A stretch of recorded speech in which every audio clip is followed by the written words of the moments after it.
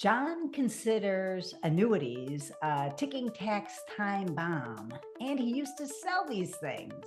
Hi, I'm Bridget Sullivan Mermel. I've got a family financial planning practice in Chicago, Illinois. I'm John Shear. I've got a fee-only financial planning practice in Middleton, Wisconsin. Before we dig into why annuities are a ticking tax time bomb, I want to remind everybody, hit that subscribe button, click on that thumbs up, let everybody else find this information here on YouTube. And with that, let's get into Yeah. talking about why they are. I don't think they are. They are a ticking tax time bomb, Bridget. Yeah. Okay, great. So let's talk about, because I think that they're often sold for tax benefits because you do get a tax deferral. You put the money in, whatever it earns, you don't have to pay tax until the money comes out. But there's a lot of details in that equation that are not revealed or that people don't really understand. So the first one is how you get the money out, or look, what your options really are. Yeah, It seems like the yeah, first one yeah. is, go ahead. Let's just talk about it. I mean, and you describe, but just to dig into that a little bit more, is we're talking about money that's not inside of an IRA, right? This is saying I've got extra money to invest. Where do we invest it? And the sales pitch is, well, listen, if you buy an annuity, you can buy mutual funds and stocks and bonds and things inside of this annuity, right? And it grows and there's no taxes until you take the money out. So completely tax deferred growth, kind of like the 401ks, 403bs, right? I put the money in, it grows. I don't pay any taxes. If I rebalance or sell this and buy that, no taxes on it. So that's the sales pitch. And it's Right. factually true, right? You don't pay any taxes. You and I were talking before we hit record here that, in a brokerage account, there are some taxes, but you can manage those. It's not quite as bad as most people think, right? But annuity, pure tax free. But what none of the sales folks talk about is what happens on the other end, right? When I take this money out, how does it look? So the tax deferral is absolutely accurate. On the other end, though, when I'm in my 50s or 60s, or actually 60s, because you have to be over 59 and a half to take money out of these, kind of like an IRA, that's very similar to IRA rules. So when I'm in my 60s, 70s, 80s, when I take that money out, all the money that comes out of those annuities above my investment, so the gain portion comes out and it's taxed as regular income. And that's significant in that it's different than capital gain taxes. And Right. just in real broad strokes, capital gain taxes today are at 15% for most people, and income for taxes for most people end up in the 22 or 24% brackets compared to 15%. So there's more details. We're not going to do a bit detailed tax dive, but that's sort of the thing is capital gains at a lower rate, income at a higher rate in general. And that's really the rub on this at the end of the day. So you're saying that if people had just put it in a brokerage account, they would probably be paying 15% on the gains, but because they have it in an annuity, they're paying 22%. Right, right. I'll give an example here. So we've got a client who bought an annuity, 30 years ago, a long time ago, put some money into it, and let's just say they put in $50,000, something like this, back in the 80s. And they've never needed built up saved money. Things just kind of grown and grown and grown. And now when they're into well into their retirement years, that annuity is now worth $1 million. Been tremendous returns over the last, 35 or 40 years, right? It's been great. When they go to take that money out now, all of that gain, I mean, substantial, right? 95% of it is taxed at regular income tax rates, and they're already in the 22% tax bracket. So additional income coming out from their annuity would be taxed at 22, maybe 24, maybe up into the 30s, right? And it's all income to them. They're in a spot. So as opposed to, as you just described, if they had put that same money into a brokerage account, would they have paid some taxes along the way? Sure, Right. absolutely. There would have been some taxes along the way, but right now with that big lump sum, if they take that money out and sell it, they'd be paying 15% in taxes. So a 10% difference on every dollar that comes out. So Yeah. that's exactly right. Yeah. Okay, great. Now let's talk about the options when you do have an annuity. So one is what your clients did for many years, right? So they just let it ride. Okay. Yeah, The issue also with letting it ride is that sometimes then your heirs end up with this annuity. yeah, Okay. So let's talk that's about right. what So the tax time bomb is for the heirs. That really is the big one. So on the one hand, taking it out, right, on IRAs, right, and 401ks, when I take money out, it's taxable as regular income, Right. but I've got a tax deduction going in on the front side of things, Yeah, right? And there was no other option to get that tax deduction. Now we're right, talking about I could have put it into a brokerage, a taxable account versus the annuities. Taking it out, there's basically two ways you can take it out. You can take it out in lump sums. I'm going to take out a chunk. My client could take out $100,000 to whatever, buy a new car or whatever thing they need to do. Just pay taxes on the gain portion there. Or you can annuitize, which means taking an income stream, sort of like Social Security. Right? You think right. about Social Security, there is no lump sum. You just get a payout, or if you have a pension, you get a payout every month, that sort of mentality. So that's what an annuity really is this payout phase of things, right? So those are sort of the two choices you have. Take out lump sums, the whole thing partially, and pay taxes on those lumps, or spread it out. The problem in general with spreading it out is that my client could give up their rights to their $1 million balance.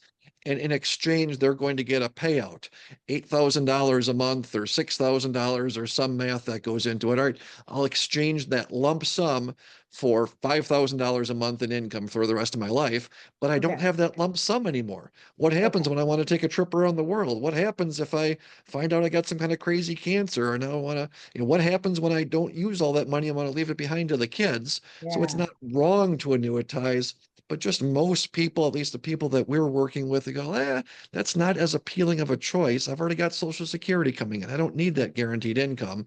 So usually we're looking at this, Bridget, from the standpoint of I want to take out chunks of money. Where's the place to take it? Um, and you mentioned inheritance as well on right, that. We've got a lot of folks like this client doesn't need that money to live off of necessarily. It's a great safety valve. If they ever need long-term care, that's where we're going to take the money from, because the tax cost of the annuity is offset by long-term care costs. But for people that are going to inherit or leave that money behind, when the kids inherit that money, now the kids have that same rules. All the money comes out taxable. And unlike IRA type things where a kid inherits and they can not make payments for, or not take distributions for maybe 10 years or take minimums for 10 years, on an annuity, it's a 5-year withdrawal basically, so they can annuitize over their lifetime again with some of those drawbacks, or they've got to take all that money out within 5 years.